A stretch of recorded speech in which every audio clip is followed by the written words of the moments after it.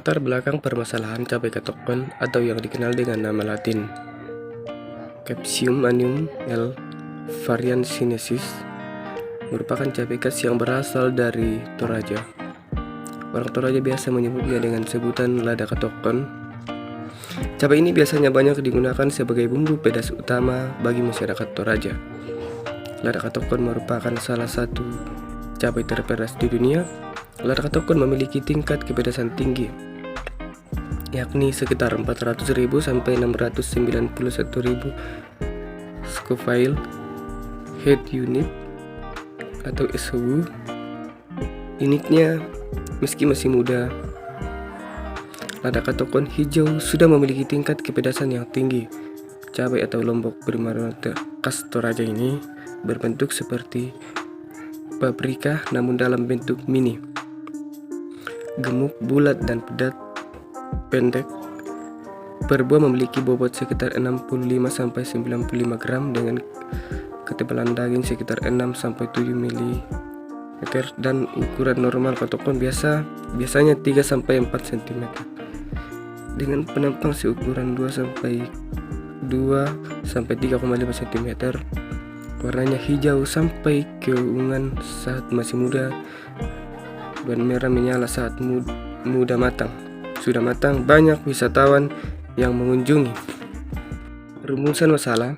Berdasarkan latar belakang dapat dirumuskan permasalahan yang akan diselesaikan, yaitu bagaimana mengklarifikasikan tingkat kematangan cabai katokon dengan fitur warna menggunakan metode support vector machine. Tujuan yang hendak dicapai oleh penulis dalam penelitian ini adalah untuk mengklarifikasikan tingkat kematangan cabai katokon berdasarkan variasi fitur warna menggunakan metode support vector machine. Batasan masalah dalam penelitian ini adalah: pertama, proses pengolahan citra dan pengolahan data pada penelitian ini dilakukan dengan menggunakan MATLAB. Yang kedua, sampel data dalam penelitian ini adalah 100 gambar yang dibagi menjadi dua kelas tingkat kematangan, yaitu kelas matang dan kelas mentah. Manfaat penelitian. Yang pertama, manfaat praktis. Manfaat praktis terbagi dalam dua, yaitu teknologi yang lebih praktis, cepat, dan akurat dalam mengklarifikasikan tingkat kematangan cabai katokon. Kedua, penulis dapat mengetahui cara kerja untuk mengklarifikasikan kematangan cabai katokon menggunakan metode support vector machine. Manfaat yang kedua, manfaat teoritis. Diharapkan hasil penelitian ini dapat membantu mahasiswa lainnya yang ingin mengambil sebagai referensi untuk pengembangan aplikasi yang lebih kompleks. Penelitian terkait Rizka S.R. dan Subekti P. 2016 klasifikasi level kematangan buah tomat berdasarkan fitur warna menggunakan multi CVM. Salah satu produk pertanian terpenting dengan tingkat produksi yang tinggi adalah tomat. Sebagai akibatnya, petani tomat berkewajiban untuk mengklarifikasikan tingkat kematangan tomat sehingga dapat mengurangi atau meminimalkan risiko penguraian tomat. Proses kematangan tomat hanya memakan waktu yang singkat dalam metode multi CVM menggunakan presentasi fungsi kernel tertinggi RPG sama dengan 73,84%, sedangkan metode KNN presentasi tertinggi adalah 77,79% menggunakan nilai K 931.3.1. Kedua, Ananto, ID, dan Murinto 2015 aplikasi pengolahan citra mendeteksi kualitas cabai berdasarkan tingkat kematangan menggunakan transformasi warna.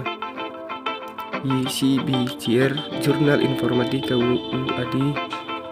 Dari hasil penelitian 30 sampel buah dari 10 buah pada masing-masing kondisi cabai, yaitu mentah, setengah matang, dan matang dengan hitung nilai rata-rata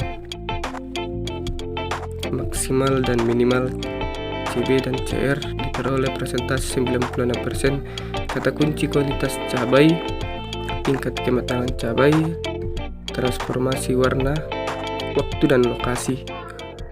Waktu penelitian dilaksanakan selama 4 bulan terhitung dari bulan Januari 2023 hingga April 2023 dengan lokasi penelitian di kampus Universitas Kristen Indonesia Toraja.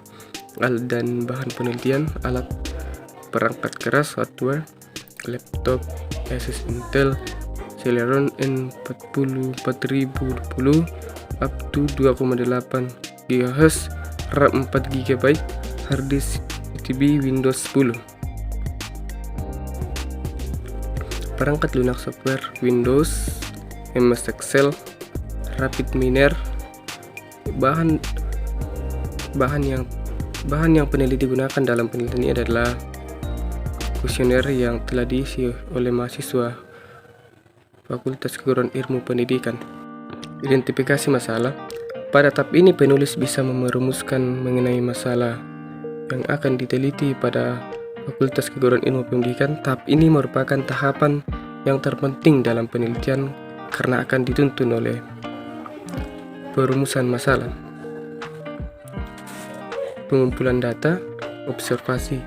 Pada metode ini, peneliti memperoleh data dengan melakukan peninjauan di kampus UKI Toraja secara langsung untuk mendapatkan fakta pendukung dalam penelitian yang dilakukan. Kuesioner pada tahap ini dilakukan dengan teknik pengumpulan data yang dilakukan dengan cara memberi seperangkat pertanyaan atau pernyataan tertulis kepada responden untuk dijawab. Studi pustaka. Studi pustaka merupakan teknik untuk mengumpulkan data yang dilakukan dengan mempelajari teori-teori atau literatur dari buku-buku jurnal, referensi yang berkaitan dengan penelitian yang dilakukan. Analisis data. Analisis data adalah langkah mengumpulkan dan mengubah data menjadi sebuah informasi. Data yang telah didapatkan dari observasi kuesioner dan studi pustaka dianalisis, kemudian membuat analisis kebutuhan yang dibutuhkan sistem seperti hardware maupun software. Penerapan algoritma. Pada tahapan ini, algoritma random forest ini akan dilakukan perhitungan untuk klasterisasi pola gaya belajar berdasarkan data hasil kuesioner yang telah melalui proses perubahan menjadi dataset. Pengujian pada tahapan ini akan dilakukan pengujian menggunakan software Rapid Miner dan Confusion Matrix untuk memastikan semua data yang diproses sudah sesuai dengan kebutuhan yang telah didapat dari proses analisis. Pembuatan laporan. Pada pembuatan laporan, pada tahap ini di mana akan dirangkumkan seluruh proses dalam pelaksanaan penelitian dan juga akan dilakukan analisis dan pembahasan mengenai hasil dari penelitian ini. Selanjutnya juga akan dijelaskan seluruh rincian tahapan mulai dari awal penelitian sampai hasil dari penelitian yang telah dilaksanakan.